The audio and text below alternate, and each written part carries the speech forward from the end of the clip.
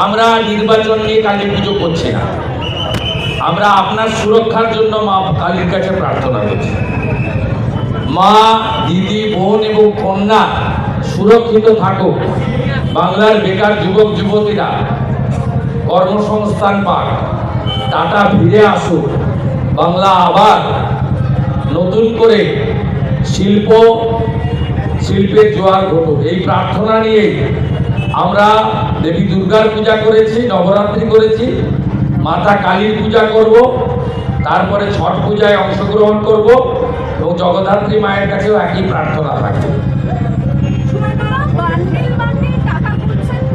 ওটা বালির টাকা, সবাই জানে নেপাল গড়ই যে টাকাগুলো গুনেছে ওটা বালির টাকা, এবং ওই এলাকায় জামালপুরের মেহমুদ, রায়নার মামা সব বালি, সব বালি।